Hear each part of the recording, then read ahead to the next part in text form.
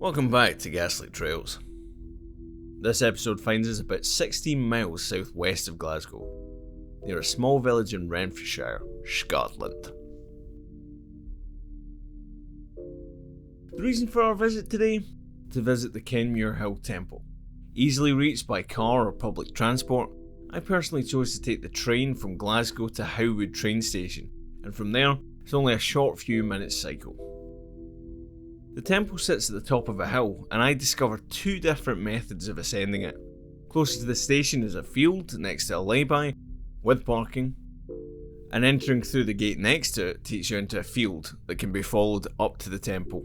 This would appear to be the easy route. I, however, did not go that way.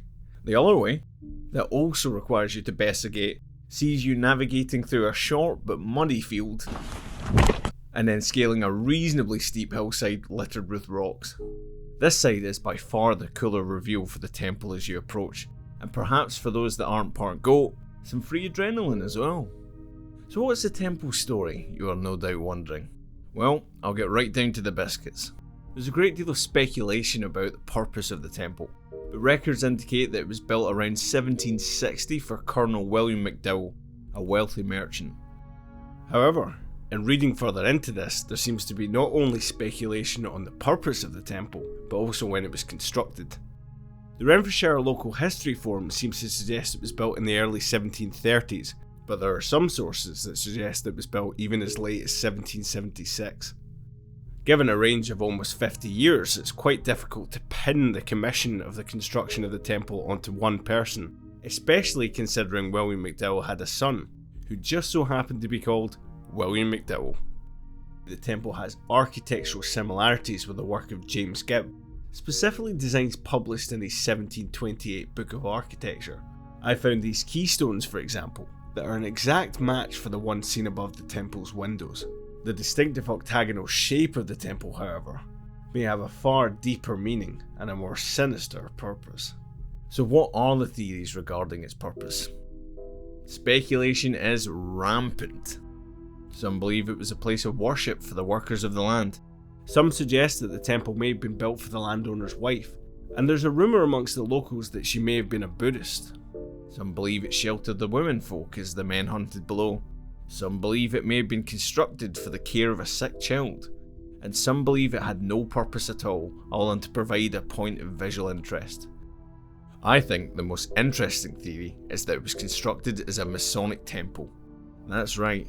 The very same lads that inspired the stonecutters in The Simpsons. The octagonal shape of the temple is a powerful symbol used within Masonic traditions, but there's also a deeper connection. We know that the MacDowells who created and owned the temple were Masonic members. Nearby on the shores of Loch Winnock, the family owned a home called Garthland, and that name is now used by Freemasons in the area for their lodge. As pointed out by the countryside ranger Derek Parker, the temple has strict alignment with north, east, south and west, perhaps a pivotal clue that it was designed for a more obscure purpose, one of astrological significance. Kenmure Temple once had a raised floor which is now sadly gone, and that floor stood above a locked basement, with only the landowners having access. With the temple playing host to rumours of so many strange rituals, you can't help but wonder what took place down there in the darkness, hidden away from prying eyes.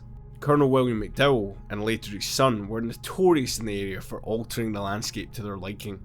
In 1727, when the MacDowell family first bought the estate around the Kenmure Temple, they demolished the ancestral home of a local warlock, who, understandably as a result, placed a curse upon them. In the decades to come, the MacDowells suffered several deaths the locals attributed to the curse. Now the timeline would suggest that the temple was built during these tragedies, begging the question, was it designed to counteract these alleged malevolent supernatural forces? Unfortunately, the real truth has long been lost to history, and so the temple remains shrouded in mystery to this very day. In 1830, the structure was struck by lightning, and the resulting fire affected the roof. However, repairs were effected, and a source claims the roof and glazed windows were still in place in the late Victorian photographs. Perhaps its elevation was a central part of its purpose, or perhaps it was merely to flex. So, to conclude this exhaustive investigation, there's no smoke without fire, and generally no lightning coming down and striking your building unless you've been up to something dodgy. So I'll let you come to your own conclusions, but my money is on some occult shenanigans. The temple's lack of roof or windows creates a bright panoramic space that is prime fodder for those of the Instagram persuasion. Evidence of a fireplace can be found at the back wall of the temple, as well as the handiwork of Konzo. There really is some fantastic views from the hillside, and it's a tranquil spot to sit and ponder your own existence, or maybe just what's for dinner.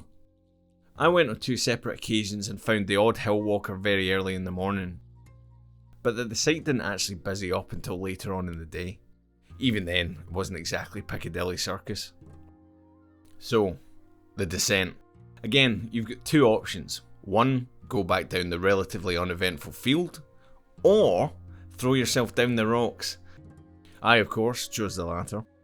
Actually, I'd like to take this moment to say I hope lightning strikes GoPro HQ, because I had to go up and down that hill 6 times trying to record my exploits, and the GoPro kept failing for a variety of daft and wildly annoying reasons. I mean, look at the state of that. You guys need to sort yourselves out. I'm not going to admit whether or not I made a little offering at the temple, seeking retribution against the head baddies at GoPro, but I'm also not saying that I didn't. But the last run I was pretty cooked, and I'd knocked the camera when adjusting settings, so I'm not that happy with the final shot, but you get the idea. Bite go whoosh.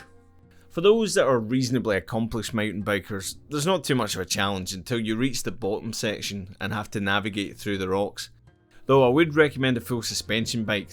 Doing it semi-gingerly on a hardtail with thousands of pounds of camera gear on my back, that's in value by the way, not in weight, was a bit of a teeth rattler. Now I met this legend down the bottom, who was getting ready to send it down the hill old school without a helmet on a bike with 0 suspension.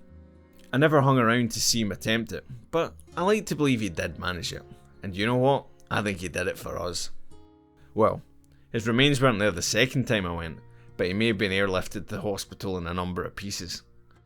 Was this Konzo? Or was he a ghost? Or was it perhaps all 3? Anyway, if you've got sturdy legs and half decent fitness, mind your step and you'll navigate the climb up this side no problem. I hope you've enjoyed this little slice of mystery, and in the immortal words of Ned Smanks, keep it foolish, yeah?